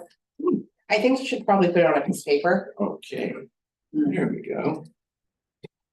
Open tracker. And this pops up. You'll notice that it is built in Airtable. Airtable is very effective for this because it combines elements of a spreadsheet and a database. It's good to have a list of all the resolutions and pertinent information about them, say like the date that were passed, the committee that originated them, maybe even just a little word of what the topic of the resolution is. But how much it's so much more effective to also have the capability to put in a copy of the actual resolution. Airtable allows you to attach documents, files, images, Word documents, PDFs. These resolutions that are blank are resolutions we passed literally last night. The meeting went till 10 o'clock, and so we're here again. So that's why they're not up just yet. But from last month, the assembly one was, we understood that this was going to be a topic of discussion at the hearing right after this. So we went ahead and put that right up. They go up there, so you have a PDF version of the resolution where you can easily access it. You'll notice a lot of the fields that are here, the title of the resolution, the date it was passed, the committee that it originated in, and we have another field, scroll over here. The topic, we try to assign topics, and a few other things. We do all of that because you can search by those data points. For example, I'm going to move this little box right here. Sorry, Anthony, MPPO. There you go. You can. Since you're just right there, do you have your application information on there too? Since you've got the cannabis and SLA stuff up there. We don't have that up there. It has a lot of identifying information on it, so we're a little bit concerned, and we try to err on the side of being. So you don't put up redacted. We don't. And that's something we can certainly consider, but we don't. But for here, let's say you wanted to search all of the resolutions. Well, a simple search, like a database, like a spreadsheet would do. You could go and say, let's say I wanted to search the word hotel and everything that has the word hotel in it. All right, it comes up. We have 15 matches within 9 individual records. And you can go and say, you try and find the one that you want. So this one has hotels, about a hotel on 70 Park Avenue. And here we go. You'll notice that the field, trying to get the mouse to work, but it's not really feeling it right now. You'll notice that the field right here is highlighted. That means that it found the word hotel in the actual document that's posted here. If your PDFs are OCR readable, it will also search the documents, which is also really, really nifty function. But that's sort of the kind of search you would normally do. You had a spreadsheet. Let's say you wanted to find all of the resolutions for the Transportation Committee in 2023. You would go here with the filter, and all of the data points that we have available to us are here, and you'd select committee as any of, and you can select multiple, but for simplicity's sake, we'll just select transportation. So it brings up 191 records for the Transportation Committee. But as I mentioned, we only want this year. So we can add an additional condition, year 2023, and boom, it goes down to 19. So these are the 19 resolutions that our Transportation Committee passed in 2023. And rather than keeping them on like in a dusty file cabinet, and taking the time to recall them, literally in a split second, they're right there available for you. I did notice that a lot of boards, what they do is they sort of put individual PDFs on their websites. Many boards, it's not easy to search through that. I think CB5 has a sort of traditional looking arrangement, but also the search capability. but many of the other boards do not. This makes it super, super easy to search, and we're happy to see that CB7 and CB11 have adopted our model here. But why would you need to look at something like this? Well, maybe the committee wants to look back, for their January meetings, they can look back, they can see, what did we do last year? What do we need to follow up on? Maybe we should take a less is more approach to these resolutions. That's my personal philosophy to resolutions. And the ones that are about legislation, did that legislation pass? What happened to it? It's a good way to really look back and evaluate the work, because sometimes with so many things coming at community boards, it's very easy to fall into the pattern of sort of on to the next, onto the next, onto the next, without ever looking back. For example, another search, we can search by topics. We try to assign a topic to all of our resolutions.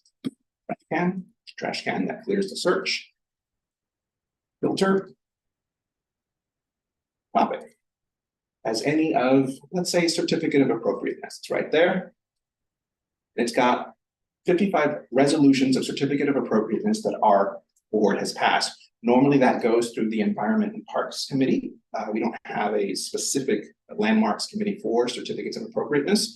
But you'll notice, one thing you can notice is that all of them, almost all of them, are supporting or no objection. I think there's like one or two that are objecting.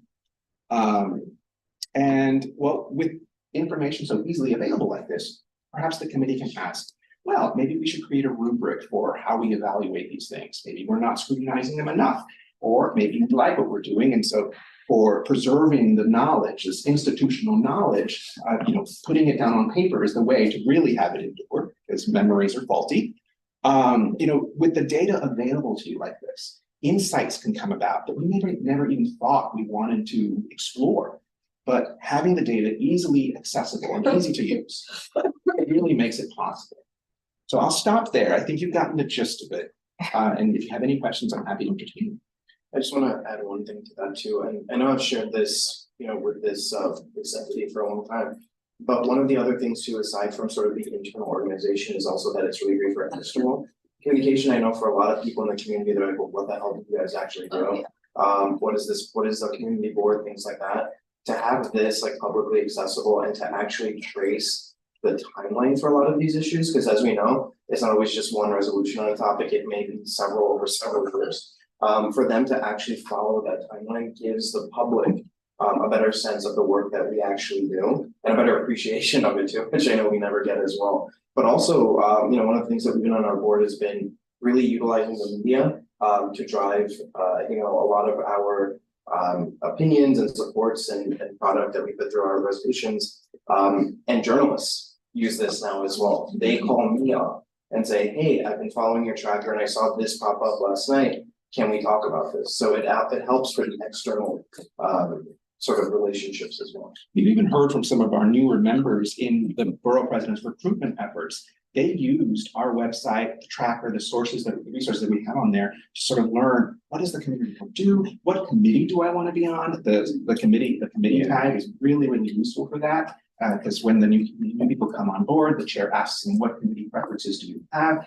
And now that we have YouTube videos available to us, we also have the resolutions available to us. So it really does pay a lot of dividends. And we like this phone number so much. We use it to archive our minutes. We use it to archive our budget requests. We use it to archive work projects around the district. So it really is a very, very useful tool. Yeah, and thank you for the concept. We've done a very stripped down and more modest version. And it's a little more varied, but we're getting there. So thank you. But one thing that we find a need for is we frequently send follow-up letters after a resolution is passed. Is there a way that you have tagging that stuff to the resolution itself? One easy thing that can be done is you can create additional fields that allow attachments. You could create like an additional documents or additional follow-up tag, a field, and you can put as many letters as you want. We have one document for, because we only have one resolution per item. But if you have additional letters and you follow up, you can put them there. And yes, and that can become the record so that, when these members are term limited out and go on, future members want to come and see the history, they can easily access it. It's very easy to add, yes. So 3 things. One, we know that we got emails from Data that we have to determine what to do with our Airtable. Yes. It is a price question now, so the board has to absorb a new cost, a monthly cost per user. Either $24 or $36 a month per user. They don't do any training. And so we would be one of those that we look and we're envious. We have started using Airtable, we just don't have bandwidth to manage. So the question becomes is, how rentable are you? How long did it take you to get here, like, from base? Because it's a fantastic system, but you need somebody who can, and maybe the borough president's office could help with this, is to package how to turn everybody over. If we're looking to get streamlined and have it, we just need. So let me just jump in really quick with this one, because I knew Eric was like had flagged for me that like we knew this or the conversation was gonna go up. Let me just say, I will just personally attest, I am the worst person when it comes to learning new technologies. I don't like it. I have a terrible attitude with it. It's renowned throughout this office. I don't like it. When Jesus told me, you should figure out Airtable when I first entered this office, I politely was just like, yeah, sure. And I didn't do it. I don't like it. I just don't. It is learnable. It is learnable. And we've used this now for a bit, not to this extent, but we use it. It is absolutely learnable. When it comes to, that is why we have Jesus come here. That is why we will do it in Borough Service Cabinet. We can commit to creating opportunities for information sharing and practice sessions. We did the same thing with the OWL trainings. We will do the same thing if there's interest in learning this. As somebody who speaks, as somebody who does not like to learn new things and does not like to adopt new technologies, I don't do it willingly ever. We can create opportunities to do so. I am more than happy to. And when it comes to the pricing and the beta piece, I don't really want to go too far down that, because beta's not here, and I don't want to put Jesus in the position where he's either defending or speaking for beta, and I don't want to be doing the same thing. Yeah. There is a difference in pricing and how Airtable is going to go forward. It is, it's something that we should discuss and consider. But I also think that just as we've talked one-on-one with different boards about their actual board needs and trying to figure out the most cost-effective way to get to where you need to be, we are more than happy to continue to do those piece by piece consultations. And if it makes sense to do one user, or maybe you need more users, or how actively are these accounts actually being used? Every board uses this. I think half of the boards actually do use Airtable in some way. None of them are the same. But we use it. It's not. What I love about this more than anything with term limits is the creation of an easier way to, institutional knowledge. This is a much better, if we brought everything up from old tech to new tech. But the thing is, to make that major jump to get the institutional knowledge, I think the fastest way, because we would never be able to, Airtable is not that. I'm a lot more like you, but I learned it and it's easy to use once you're in it. But the amount of work and time it would take to transpose everything over is something that we barely have enough bandwidth in our office right now. We're short-staffed to even keep up. We'd have to pay somebody. We'd have to pay. So I mean, that's a question to you though, Jesus, how long did it take you to actually archive this? And maybe Kathy can talk about that too. We went back, we launched this thing in April of 2020, right at the height of the pandemic. That's when the money came to us. And we started in earnest there. We already had old copies and we started adding them in. So you will see, if you go down far enough, you'll see gaps and things, you'll see years that are in there, but the documents aren't in there yet. We're working on that. It does take, yes. And, I would love to say, you know what, I'm going to organize a series of trainings. I'll teach you all how to do it, because I'm not a techie either. I don't want to portray myself as such. I am not. But once you sort of get the hang of how Airtable does things, it starts to become intuitive. And with Googling around, I mean, hey, my training on the job, when I first started this job, was literally, there's your desk, get to work. And everything else I had to figure out. And so I did, that's just the way we do things these days, we figure things out. And I'm happy to do that, but like all of you, we're short-staffed and we're under-resourced and, barely have enough time sometimes to eat lunch but I will try and help as much as I can, but it is learnable. You don't have to be a technical to do this. But yeah, take comfort in that. Maybe Andrea and then Xavier. But just a quick technical question, is this hosted on a city website or? No. Okay. It's hosted on Airtable's website in the cloud. Okay, so you just linked it We to just the, linked okay. Thank you very much for presenting. We use Airtable, and yes, we were midstream during the pandemic when Angel probably started scanning everything. So the key is just having it OCR readable, so that way the search function, it's really a simple Boolean, user's system, so easy to navigate. It is a little wonky on your phone, but more accommodative for a computer. And there is a city vendor that digitized our old resolutions and tried to make them OCR readable as much as possible. I can certainly pass that information along if you have extra budget at the end of the fiscal year that you don't know what to do with. You can certainly do that. It wasn't terribly expensive.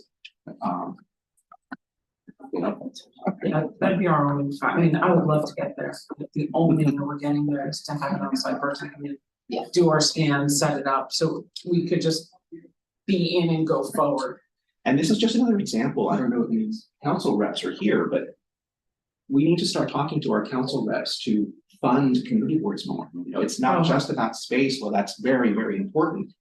Fund us more so that we can be the sorts of agencies that we would want to have access to when we have problems. It's the 21st century, it's 2023.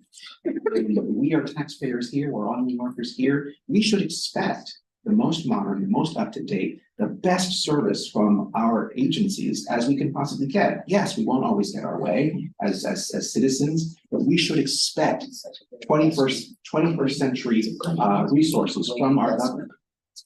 And you're hired. Okay, guys, so look, just to cap this off, I'm not trying to make any more work for our district managers. I'm gonna double down on that tomorrow when we talk about this, because I don't want to make it seem that anybody's doing anything wrong. I was just smiling and texting Eric on the side because I know we all speak the same community board language, so it's nice to see everybody's eyes light up and get excited and get ideas for this sort of stuff that would on its face be very boring to anybody else. So it's nice to see everybody excited. I want to thank again. I want to see I want to thank Kyle and Jesus particularly because he did so reluctantly, and it took at least 2 conversations with him to convince him to present on this. I think you can see why it's just another opportunity to think about this in terms of your internal organization and how you're the board's presenting itself to the larger public. So, let's continue to have some of these conversations. If there's things that we can do to help support, if there's opportunities that we need to create to do more information sharing like this, it's done. We'll do it. And I'm really happy that we ended the year this way.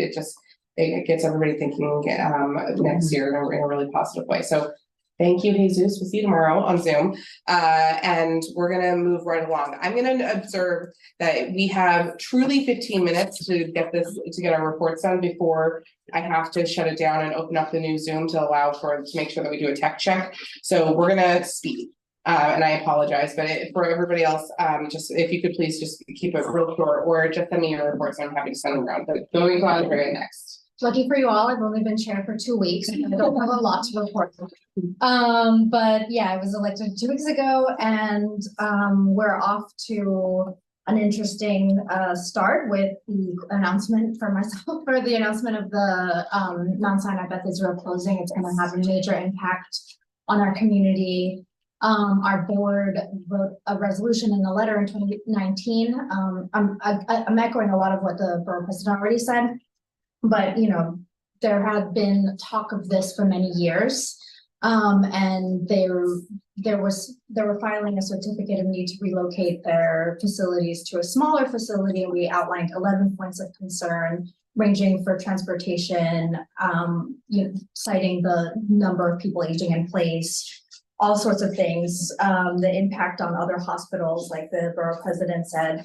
And so all of those concerns are outstanding and even more acute with the closure of the hospital. Similar to a lot of the downtown CBs, we're also struggling to wrangle the amount of cannabis applications we have, and kind of get enough information that we need from OCM, from the applicants, all sorts of things. So I'm really grateful to our members and our district manager for working on that pretty tirelessly. We also have done pretty diligent job with City of Yes. We've spent this week reviewing 18 different points of the amendments for the economic opportunity, and we also have a lot of concerns of how to address that to both, the full board and to DCP and all sorts of folks about the relationship between housing and economic opportunity. So we'll be continuing that until January when we have to vote on that. And yeah, the conversations about efficiency is evergreen. I welcome them and like to hear all of what everyone is doing, and I'll definitely be taking that back to our board and yeah, I'm trying to implement that during my tenure. So thanks everyone. Thanks, Andrea. Welcome. We're gonna move to CB6.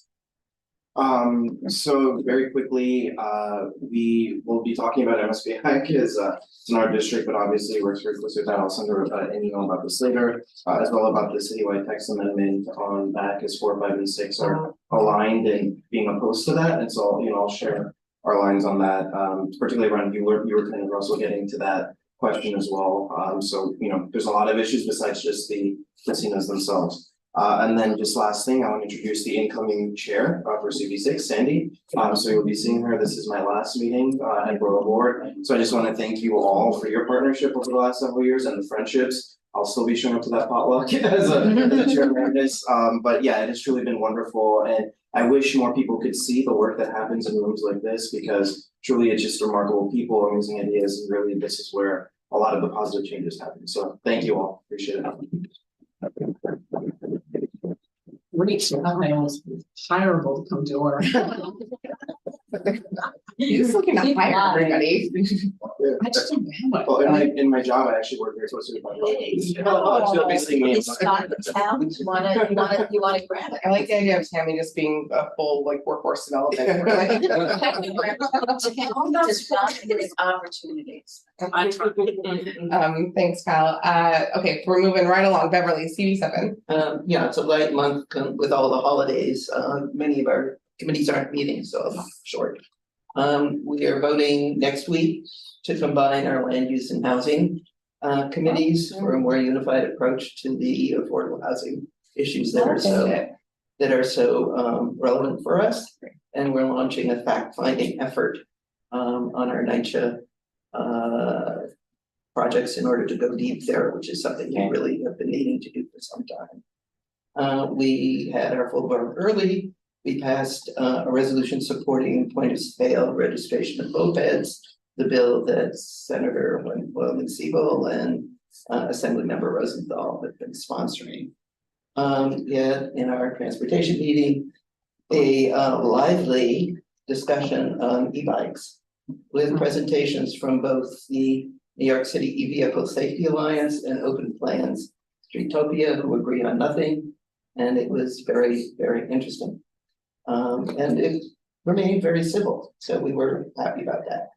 We passed a resolution supporting the needs of new arrivals in our schools this month as well, and our cannabis applications have slowed to a trickle. We had one that we heard improved at full board, and that's it. Thanks, Ellen. I'll send yours. Thank you so much. We're gonna go to CB8, Russell. So last night was our board meeting. We got to review 1/3 of the City of Yes proposals, so the rest of them we'll do in January. We passed a resolution in support of daylighting at intersections. We got through the rest of our cannabis applications, so I think just given the timing of the OCM licensing and stuff, I think that's basically it for that for the most part for the near future. We also passed another resolution in favor of more enforcement for illegal, illegal weed stores. We passed a resolution in support of expansion of the night shift reentry program. And then we passed 2 housing related resolutions, one to prevent warehousing of affordable units that are created in 421A or 421A like programs, whatever's coming next, because there's this issue of, you know, technically there are affordable units created, but there's no requirement that they actually have to be rented out to anybody. And so we want to avoid that problem. We also passed a resolution saying that we want lower AMIs. And so very often the applicable AMI includes counties outside of New York City, which we think sort of distorts things. So we want basically in any given situation, the AMI to be sort of lowest one, including a more localized AMI. So that's what we did. And so that's, as I mentioned last month, we have elected a new chair for next year. And she's on. So Valerie Mason, our current first vice chair, will be taking over from me next year as our vice chair. So I know the board is in very good hands. You guys will be in very good hands. And so this is my last meeting as chair of CBA. So I will miss all you guys. These meetings are terrific, as Kyle said. It's very useful and helpful to hear from all of you guys. And it's also really great to work from all of you guys and the sort of sense of solidarity that we have from all being together as one borough and talking about the challenges that we have and approaches to it. I think it's been very helpful and also just very encouraging. So thank you guys very much. And I'll still be a member of CBA, but I won't be coming to these meetings anymore. So it's been great to work with all of you.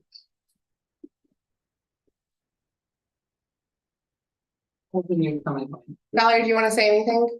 We'll give you an opportunity just to say hello quickly. Hi, quickly. Thank you. Everybody have a happy new year, and I look forward to being in the room next year. Thank you. See you bright and early. Okay, we're gonna move on to CB9. Yes, I'm trying to be quick as well.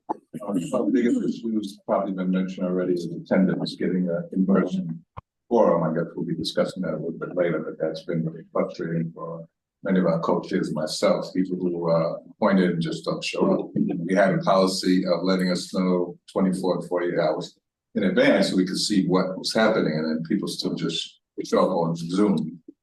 Like it's okay. So we will be working on that. We might have some people not coming back at some point, and I'm very strict about attendance because it's important. Other people want to serve and want to come, then just step aside when you have time. You can 3 o'clock. Cannabis remains an issue. I attended the OCM meeting. I left that more confused than when I came to the meeting. They say they are flying the plane while building it. And serving drinks. Right. Moving along with that, we have applications coming in, interviewing applicants tomorrow evening as well. So just trying to make it move forward. I'm working with the local police on some of the illegal dispensaries that we have in the area. Not much enforcement there.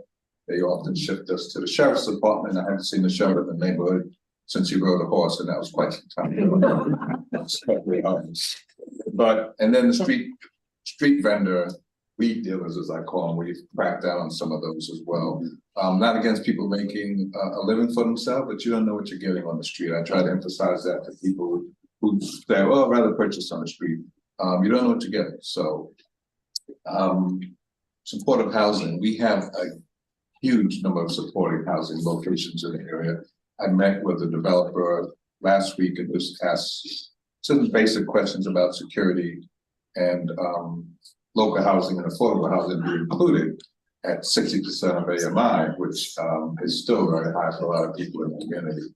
And as you were saying earlier, I think the percentage needs to be less and make it more affordable to the area. And AMIs need to be based on the specific area. When you take in Westchester and some other areas, when I tell people it's 125,000, it's nothing. So that's what it is. So let's go with that.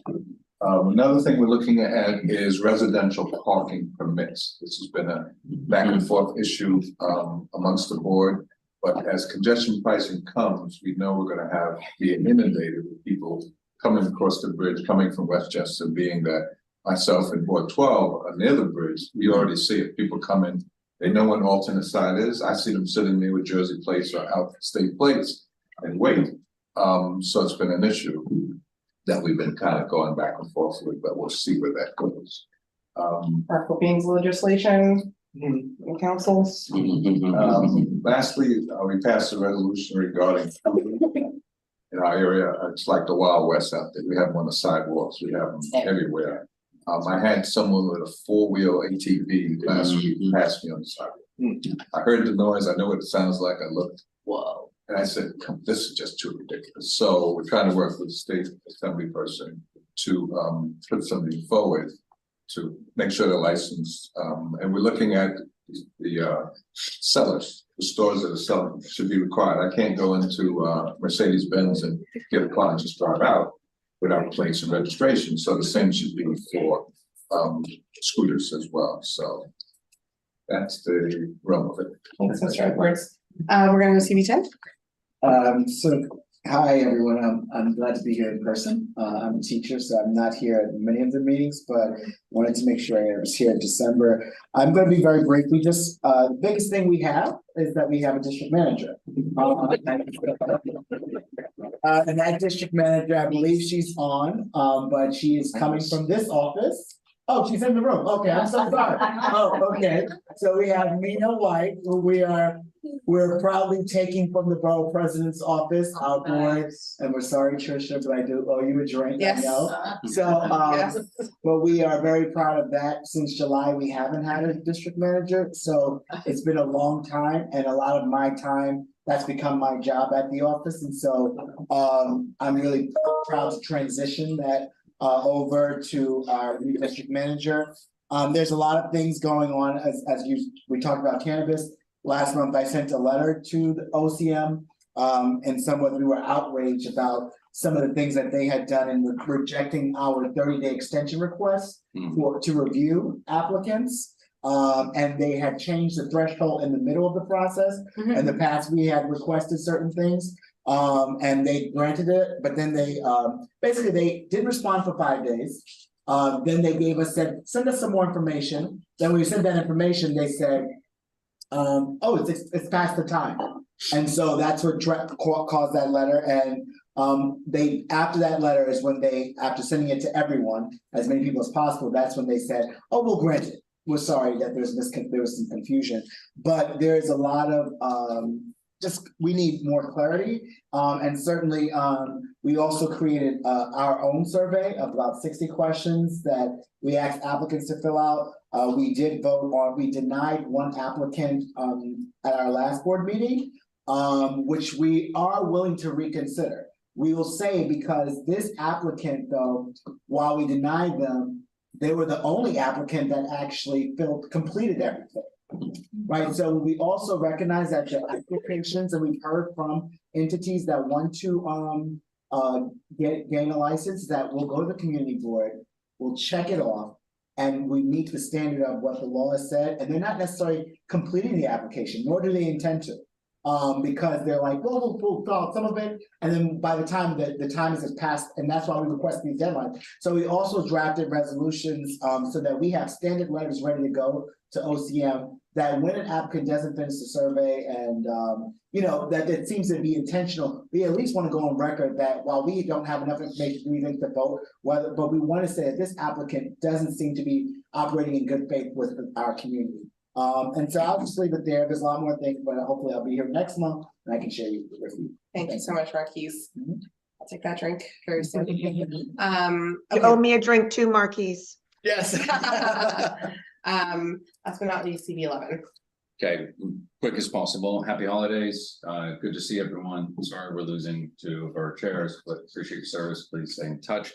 Had our elections, slate ran unopposed, so you got me for another 2 years.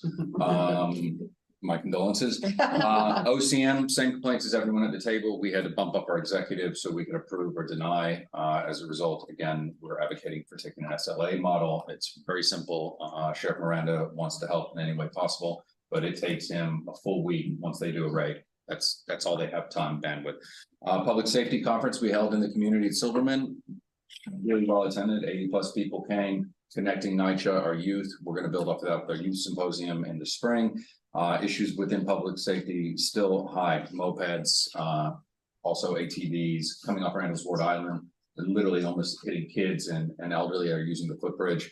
Had a great meeting with the DA's office dealing with issues such as, how can we work better when it came to narcotics distribution and arrest, and what they're seeing, and the runway is too short with discovery reform, and they have recommendations we're going to be working and partnering with that will help complete the work of all of those justice reforms, which will actually bring parity and balance on both sides. But trends are up. ODs are up in our neighborhood tremendously. So I actually had someone on our block while I was on with our weekly for the with the district manager, who literally during alternate side had passed out, and I had to administer Narcan. So this is a real issue, and I'm on 102nd. So town hall we had with the mayor was great. A lot of calls for equitable redistribution of city resources. Across the board, there was within DOH/MH more of a sticking to ideology versus medical science when the questions were raised and stats were raised. That was the only disappointing part, but we really, really appreciate the mayor coming to our district and holding that town hall and leaning in. On that, we appreciate everyone here at this table. We did have to remove one member, which Trish was notified, as well as the staff, and I'm just super thankful to have you all here in the room. Happy holidays, and I'll see you online. Thanks, Xavier. With that, unless there's any other further comment, I'll entertain a motion to adjourn. Second. Thank you. All in favor? Aye. Thank you, everybody. We'll see you in 10 minutes. Bye.